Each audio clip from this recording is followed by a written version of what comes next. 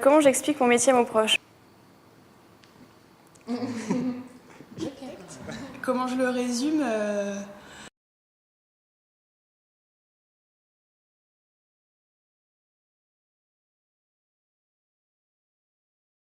Alors, il pose pas vraiment la question. Généralement, je l'explique pas. Mon père est architecte, du coup mes proches connaissent assez bien ce que ça veut dire que d'être architecte, le métier, etc. Mes parents, ils savent ce que c'est, donc j'ai pas trop besoin de leur expliquer. En fait, mon père et ma mère sont architectes. Ils m'ont longtemps dissuadé de faire ce métier parce que c'est un métier difficile.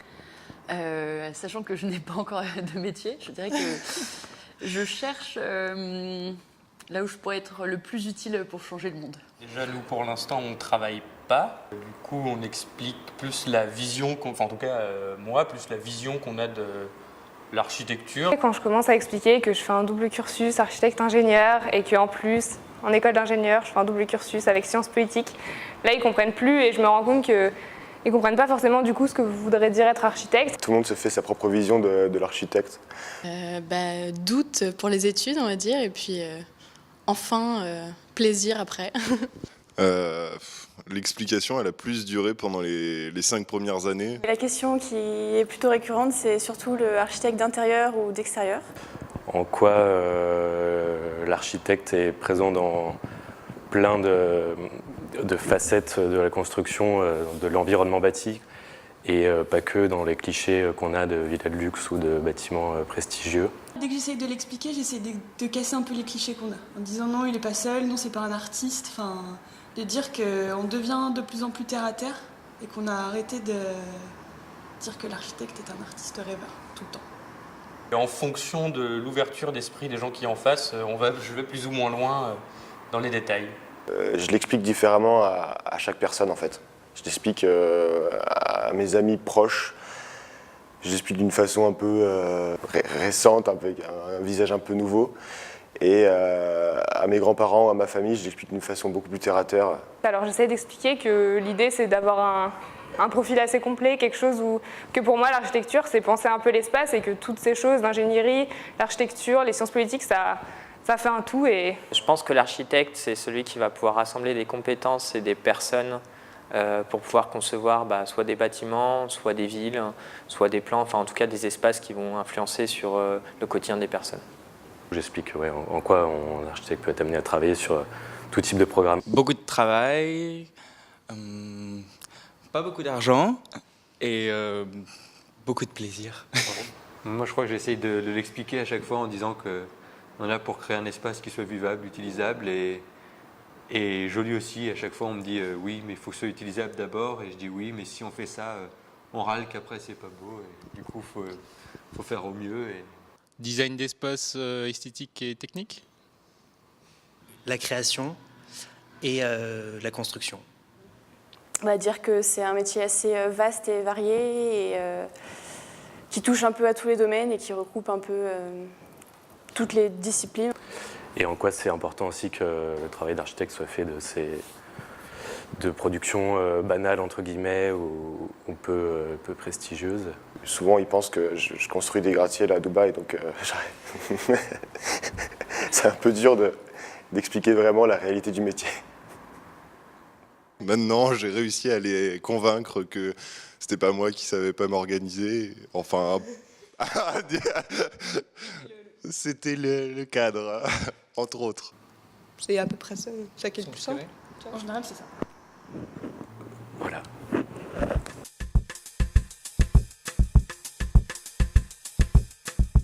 je suis encore étudiante ingénieure, j'ai pas encore de boulot. On travaille pas. Mon premier boulot est d'être encore étudiante. Bon, alors je suis en double cursus architecture-ingénierie. Donc en fait, je continue le cursus d'architecture sur une école d'ingé, l'école centrale. Et donc du coup, je suis encore en études, mais ça me permet, je trouve que c'est vraiment dans la continuité des études d'architecture parce que ça permet de compléter par une formation technique la formation plus créative qu'on a reçue à l'ENSAL. On essaie de garder la même ligne pour bosser dans ce domaine, dans un autre domaine. On a des stages à faire et grosso modo, oui, c'est complètement dans la suite, quoi. Ouais, ça, on essaie de faire une continuité. C'est quelque chose qui intéresse, même du coup à l'école d'ingé, on essaie de. Je crois qu'on a une vision un peu différente de ceux qui sont directement là et que ça nous a formé un petit peu une vision complètement différente de ceux qui sont vraiment en technique pure, quoi. Je pense. Je sais que mon diplôme a beaucoup impacté même ce que je fais aujourd'hui en école d'ingénieur et que j'aimerais beaucoup trouver quelque chose un peu dans la suite de ce que j'ai fait, de ce que j'ai pensé. Et moi, premier boulot, pas de premier boulot pendant un long moment et peut-être premier boulot dans la suite logique en agence.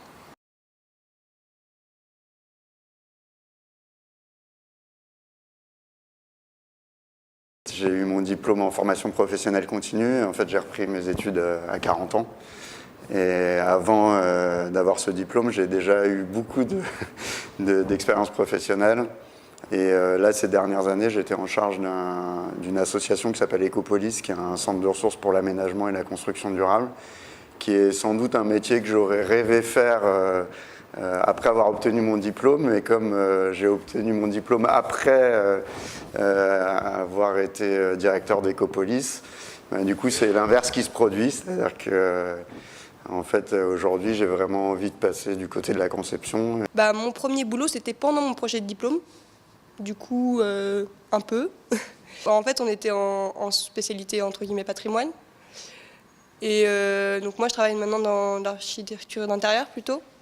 Donc c'est en soi, c'est un peu la continuité aussi, puisqu'on du coup, on est amené à travailler quasiment exclusivement sur des lieux préexistants. C'est mon ancien prof qui m'a embauché, donc c'est la suite logique quotidienne parce que je le vois tous les jours et j'ai le même rapport que j'avais à l'école avec lui. Et ensuite je travaille sur des projets qui reprennent les mêmes problématiques que mon diplôme, tout ce qui est entrelacement des échelles, l'architecture de l'habitat jusqu'au territoire, enfin tous ces enjeux qu'on découvre un peu dans le domaine d'études de SPA et donc c'est une très bonne continuité. Le domaine patrimoine, c'était plus traiter des vieilles pierres et du patrimoine français classique. Et dans le travail que j'ai fait, c'était plus de la réinterprétation de bâtiments actuels ou du siècle passé, un peu plus industriel. Pour nous, en plus, le sujet en lui-même était imposé. On a choisi quelque part le thème. Que ce soit la continuité directe, c'est assez difficile. Suite logique, je sais pas. C'est une forme de suite. Après, j'ai pas encore retrouvé mon projet, enfin les thèmes ou les thématiques de mon projet de diplôme dans mon boulot. En même temps, ça fait qu'un mois, alors c'est.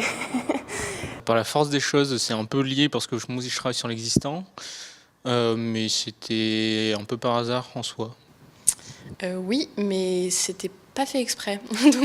Parce qu'on a fait le département patrimoine et il se trouve que j'ai postulé dans une agence et je suis tombée sur un projet patrimonial, mais je le savais même pas, quoi. Donc c'est plutôt une bonne coïncidence. Dans un sens, oui, parce que mon projet de diplôme, en gros, portait sur la transformation de l'existant. Et même si je ne suis pas dans une agence aujourd'hui qui est un peu ce qu'on pourrait avoir en tête comme étant la suite de ce master, une agence qui travaille sur du patrimoine ou avec des architectes du patrimoine, etc., quelque chose d'assez institutionnel. En fait, c'est pas le cas, mais au final, on a beaucoup de projets qui ont lieu dans un bâtiment existant ou qui font avec le contexte existant, qui sont dans la transformation. Et en ça, pour moi, c'est complètement en lien avec notre master. Donc moi aussi, c'est plutôt dans la continuité, parce que je cherchais vraiment à travailler dans le domaine du patrimoine. Maintenant, c'est pas forcément les mêmes enjeux, puisqu'on était quand même dans un domaine où on parlait pas beaucoup d'argent, et que là, on se retrouve un petit peu plus face à la réalité. Moi, maintenant, je bosse dans une agence de patrimoine, mais c'est pas forcément ce que je veux faire toute ma vie. J'y suis tombé parce que, justement, j'avais fait ce projet de diplôme, et donc pourquoi pas voir ce que ça faisait dans un cadre professionnel. Après, j'ai envie de tester plein d'autres trucs, la recherche notamment, et je pense que je choisirai quand je devrais choisir, mais pour l'instant, le but c'est plus expérimenter plein de trucs. on y est allé pour une raison et pour un intérêt particulier. Et c'est cet intérêt particulier-là, dans ce domaine, qui nous suit plus que notre projet de diplôme en lui-même.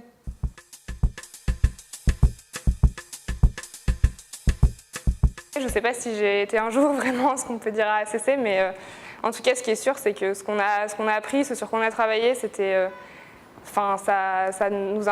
pour ma part, en tout cas, ça m'a influencé, ça m'a fait découvrir énormément de choses et je pense que peut-être que je le serais un petit peu pour la vie si je l'avais été, mais non, après il y a plein d'autres choses qui rentrent en ligne de compte et c'est pas juste à ACC, mais c'est vraiment les choses que ça a éveillé en moi, ma pratique de l'architecture, de penser les choses, ça a beaucoup influencé. Donc, voilà. Clairement. Oui, ça oui. Oui, on sera toujours à moitié ingé et oui, on aura toujours la même vision, je pense, des choses.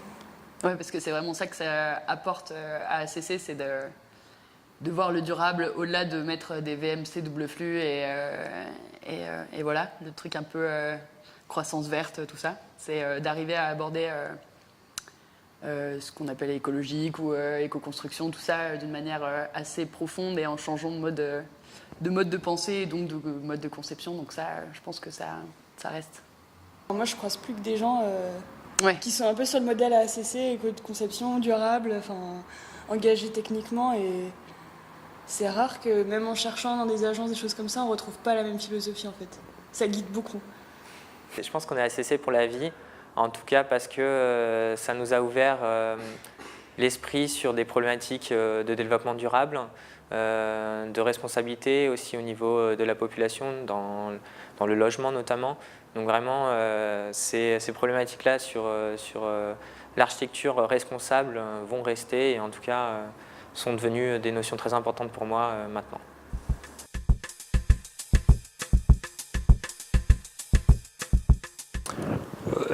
Non, j'espère pas. Non, je pense pas du tout. Il faudrait que ce soit AFT ou un autre master, je pense pas. En fait, j'ai choisi ça parce que ce thème justement de la transformation m'intéressait, mais comme beaucoup d'autres choses aussi que j'aurais pu trouver dans d'autres masters. Et puis je pense que, moi je crois pas mal au fait que le projet de fin d'études, ce serait bien que ce soit quelque chose de très personnel, donc qui pourrait être en fait personnel à chaque étudiant. Et nous finalement on a choisi un thème un petit peu cadré dans les 4 masters qu'on avait, ou les 5 masters qu'il y avait. Mais vu que c'était un choix finalement assez restreint, j'espère que ça ne définit pas tout le reste de ma vie. On est un peu AFT pour la vie dans le sens où on a vécu un an tous ensemble, en plus avec un groupe qui était avec une très grande cohésion. Donc il y a ce côté-là où c'est un peu notre famille. On a passé un an à bosser comme des acharnés et à faire la fête aussi. Ce domaine de l'architecture précisément, je pense pas, parce qu'on est tous venus chercher quelque chose de différent. C'est pas quelque chose qui va forcément nous suivre dans notre exercice du métier. Si ce n'est par le réseau, forcément, mais je pense qu'on n'est pas AFT pour la vie, on est archi pour la vie tout simplement. Plus par opposition aux autres DEM, c'est quand même une formation particulière où on a appris des choses particulières, une approche à faire avec un existant que n'ont pas forcément eu d'autres formations. Et du coup, cette approche et cette vision, elle nous suivra pour la vie. On ne sait pas non plus ce qu'il y a eu, on ne connaît pas les autres DEM du coup parce qu'on a fait un choix. Mais c'est vrai qu'il y a certaines notions qu'on a vues et beaucoup vues et qu'on a explorées dans ce domaine d'études-là qui forcément vont être quelque chose qu'on aura toujours à l'esprit parce que c'est quelque chose dans lequel on sera allé plus loin. Mais après, rien n'empêche que dans notre vie professionnelle future, on s'intéresse à un autre domaine où on travaille, où on approfondisse autre chose. Mais c'est vrai que l'enseignement particulier qu'on a reçu dans ce domaine-là et qui est différent des autres étudiants qui ont leur diplôme en même temps que nous, forcément nous affecte et dans notre vision aussi de l'architecture et du métier. En tout cas, 1 an après AFT, on l'est encore, oui.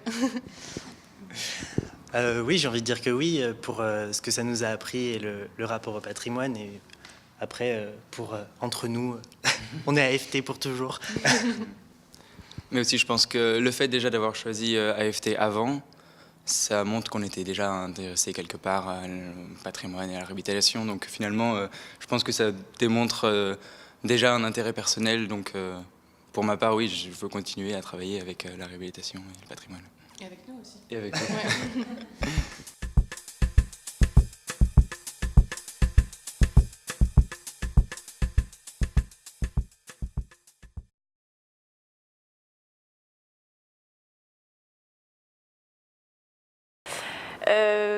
Je pense que c'est oui et non. Je pense que c'est une sorte d'intérêt personnel qui peut-être qui reste en nous, mais qui n'est pas forcément retranscrit ou utilisé dans toute notre vie, on va dire.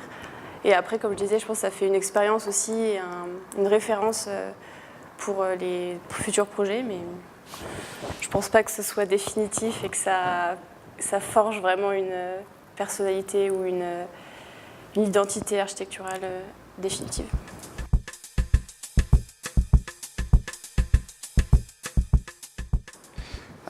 En fait, le domaine d'études pour les formations professionnelles continues, il est imposé, puisque en fait, c'est pas un choix qu'on a, c'est quelque chose qui est dans la suite logique finalement du cursus de formation professionnelle continue.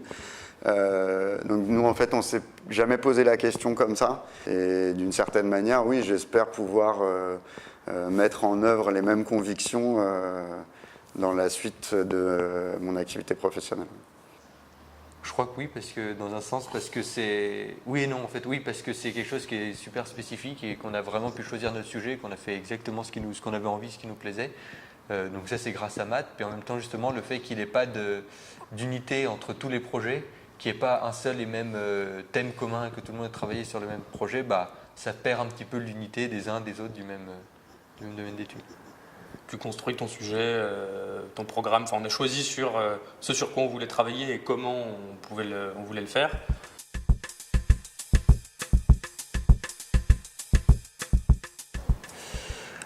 Est-ce que je suis SPA pour la vie? Je suis SPA, je pense, pour un bon moment, on va dire, dans les caractéristiques, dans l'approche architecturale. Mais de là à dire que je suis SPA pour la vie, je pense pas. Je pense pas. Parce que j'ai fait que 5 ans d'études et je me suis orienté vers SPA comme j'aurais pu m'orienter vers autre chose. Et qu'il me reste peut-être 50 ans de carrière, donc les choses vont grandement évoluer, et j'espère.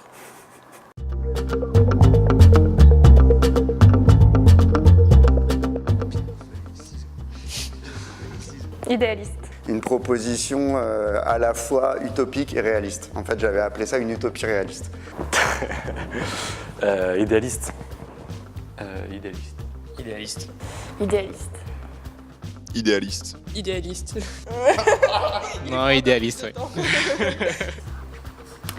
Idéaliste, mais c'est bien. Idéaliste. Réaliste. Idéaliste. Idéaliste, clairement. Idéaliste. Idéaliste.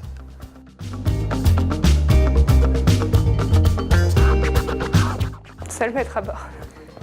J'aurais tendance à dire qu'on est tous dans le même bateau. Après, quand on est tous dans le même bateau, il faut forcément quand même à un moment décider du cap qu'on prend. Et du coup, il y a un moment où on délègue au moins une responsabilité à quelqu'un. Donc après, c'est la manière dont on la délègue qui est intéressante en fait. Pas tous dans le même bateau. Tous dans le même bateau. Ouais, tous dans le même bateau. Bon, tous dans le même bateau. Tous dans le même bateau. Tous dans le même bateau. Les copains d'abord, tous dans le même bateau. Tous dans le même bateau. Tous dans le même bateau. Tous dans le même bateau. Tous dans le même bateau. À 3 dans le même bateau. Seul maître à bord.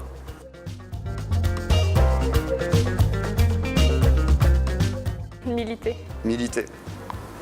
Les deux, ça marche ensemble. Innover. Militer. Militer. Militer et innover. Militer dans l'innovation et innover dans le militantisme. Innover et militer, les deux vont ensemble et doivent aller ensemble. Sachant qu'à notre diplôme, on nous a dit qu'il faut penser à être chercheur militant. Un jour, on nous a dit que c'était un peu trop quand même. Ouais, le jour du PFR. Ouais. Mais après, il y a un autre qui a dit non, mais c'est bien, vous devriez continuer, et même envisager une carrière de chercheur militant. Ouais. Donc militer, clairement. Ça, ouais. Innover. Innover. Militer. Oh non, je suis nulle. Innover.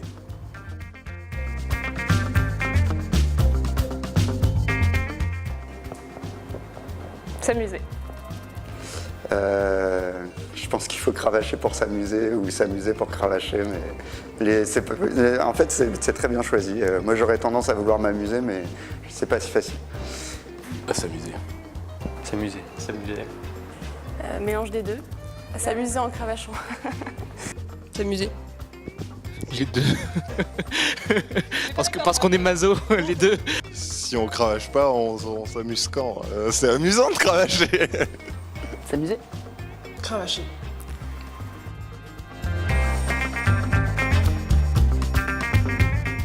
Trouver sa voie. À trouver sa voie sans aucun doute. Trouver sa voie. Trouver sa voie. Trouver sa voie. Trouver sa voie. Trouver sa voie, direct. Trouver sa voie. Voilà. Trouver sa voie, mais comme on a eu des profs très gentils, ça faisait plaisir aux profs. Oui, ça c'est vrai. Ça c'est vrai. Trouver sa voie. Trouver sa voie. Ah non, trouver sa voie. Trouver sa voie en plaisant aux profs. Oh là là. consensuel. Trouver sa voie. Trouver sa voie.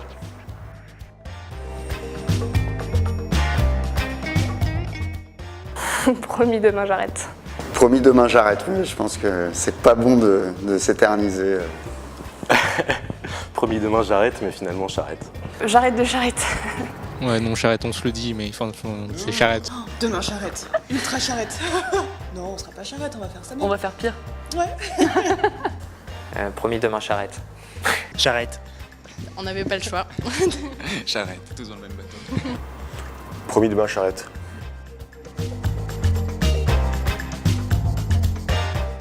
C'est chemise pas repassée. Jean basket. Jean basket. Ça a toujours été chemise repassée. Chemise pas repassée. Ça se voit, non? Chemise repassée. Jean basket. Jean basket. Jean avec chemise pas repassée. Jean basket, tous les jours.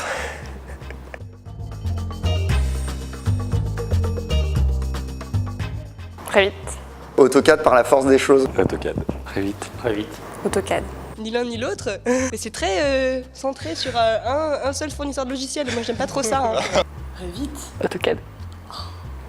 AutoCAD. Revit, c'est vrai. Revit. Archicad. AutoCAD parce qu'on n'a pas eu la chance encore d'apprendre Revit, mais Revit plus tard.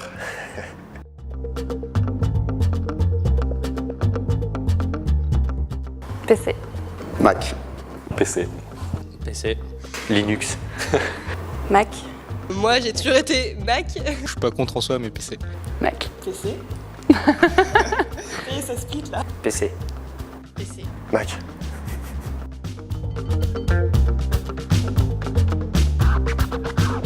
CDI plus HMO.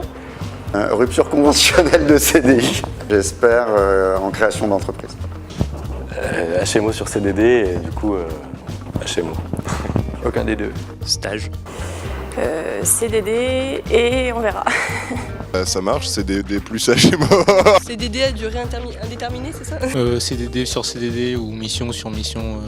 CDD. Mi-temps. CDD sur CDD, un pays différent. Intérim. CDI plus HMO. Stage sur... Plus chômage. CDD sur CDD.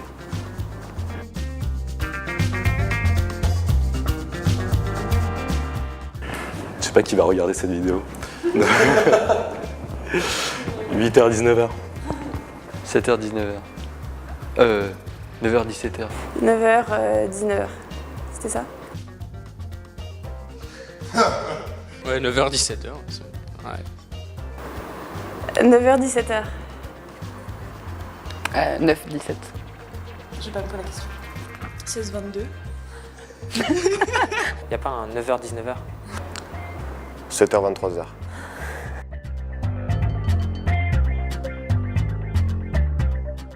Des ordres des architectes. Ça, c'est une question politique un peu compliquée. Non, mais c'est pas facile de répondre à cette question parce que Oui, on aurait tendance à dire désordre des architectes, mais je pense que c'est pas une bonne solution non plus. C'est-à-dire que je pense qu'aujourd'hui, les architectes sont dans une situation très délicate. Il faut aujourd'hui qu'ils prennent conscience de cette situation-là et qu'ils arrivent à s'organiser. Et le désordre n'est pas une solution pour défendre la profession. Il faudrait de l'ordre, mais autrement, quoi. Ordre des architectes. Désordre des architectes. Désordre. Elles sont jolies. Ouais, c'est sympa, c'est pas mal, j'apprécie. Sans architecte? Comme toi, tu triches, t'as plusieurs diplômes. Désordre des architectes. Désordre. Désordre. Ordre des architectes. Ordre des architectes, quand même. Syndicat des architectes.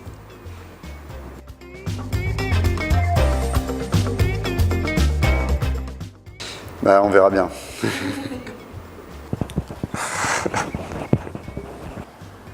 Écart d'argent. Oui, écart d'argent. Compas dans l'œil. Compas dans l'œil, carrément. Ouais. L'écart d'argent dans l'œil. Ça marche aussi.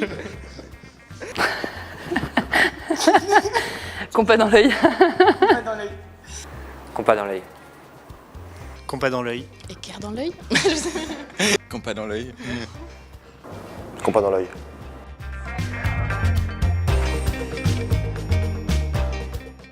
Réhab. Agréable. J'ai plus le choix là. Table rase. Réhab. Réhab. Ouais, réhab, évidemment. Réhab. Réhab. Réhab. Sinon, on va nous engueuler si on veut.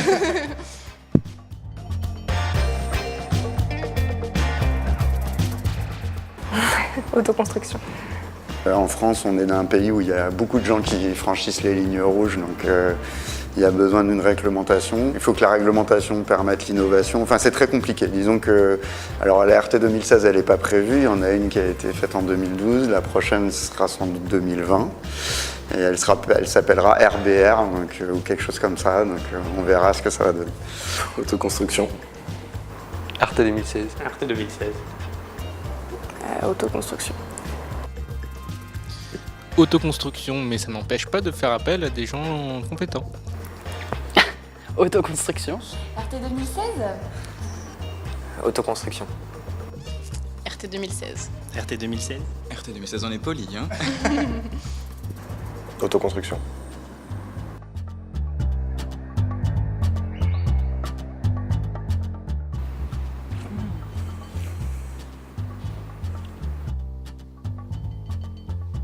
Ah, bureau et chantier. Absolument. Les deux, mon capitaine. Bureau. Bureau.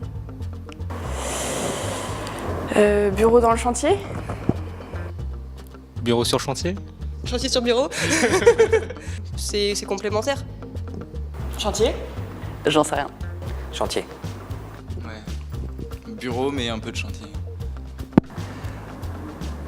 Les deux, c'est possible.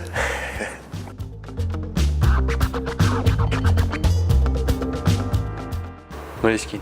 iPad. Moleskine. Pendant mes études, Moleskine. Et depuis que je travaille pour de vrai, iPad, en vrai, c'est super. Moleskine pas cher. Bullet Journal sur Moleskine. Moleskine. Moleskine. iPad. Moleskine. Moleskine, à l'ancienne. Moleskine.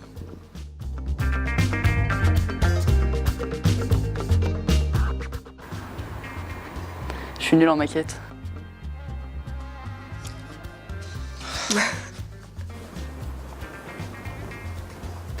Eh bien, la maquette carton a des vertus très impressionnantes. Maquette carton. Les deux. Modèle BIM. Carton. Les deux. Après, le modèle BIM en patrimoine, ils comprennent pas trop que les murs sont pas droits. Donc, le BIM, c'est bien, hein, mais il y a les limites aussi. Bon, voilà. BIM, mais c'est elle qui le fait. Maquette carton. Maquette carton. Et laser cut. Laser cuté, oui. Maquette carton.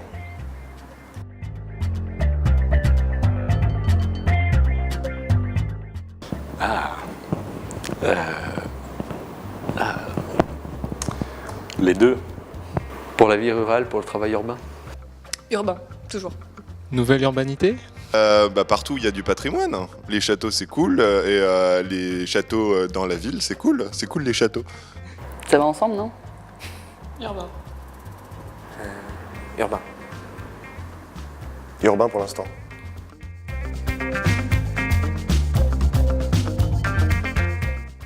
Terre. Terre. Ciment aujourd'hui, j'aimerais bien terre demain. Quoi. Ciment. Ciment. Oh, terre. Ça dépend de là où on construit. Terre. Terre. Ciment. Ciment. Bois. Ciment de terre.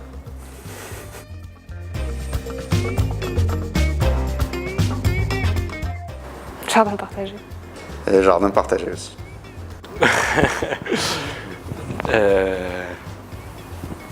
Jardin individuel et piscine partagée. Jardin partagé. Piscine partagée. Oh, jardin partagé. Jardin partagé. La piscine partagée c'est cool. Jardin partagé. Ouais. S'ils veulent, on leur met une partagée. piscine partagée. Jardin partagé. Jardin individuel. Jardin partagé. Bah oui, jardin partagé. Ou piscine partagée peut-être. Ouais.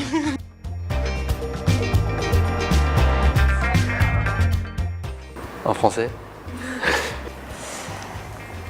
Petite référence. Je pense que ce que montre Playtime, c'est clairement pas l'avenir que je souhaite. Après, je trouve que l'humour de Tati et sa causticité sur ce sujet-là est parfaitement croustillante. Donc, j'aime bien Tati. Ah, c'est chaud. Playtime, Inception. Playtime. On a droit de dire Astérix Mission Cléopâtre. Je confirme Astérix Mission Cléopâtre. Non mais oui, forcément oui. Inception. Playtime. Inception. J'ai pas vu Playtime, mais Inception dans tous les cas, quoi. Pareil. Inception, ouais.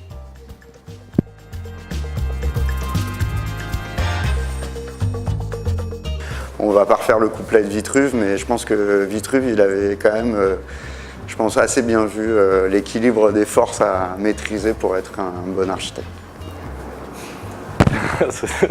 Je sais pas, des métiers. Tourneur d'esprit. Ouais, une tournure d'esprit. Une tournure d'esprit, je dirais. Une tournure d'esprit. Les deux, mon capitaine. On nous apprend la tournure d'esprit à l'école et on apprend le métier après. Le métier va bien finir par disparaître, mais la tournure d'esprit, je pense qu'elle va rester jusqu'au bout. Tourneur d'esprit. Les deux. C'est une tournure d'esprit, c'est pas un métier.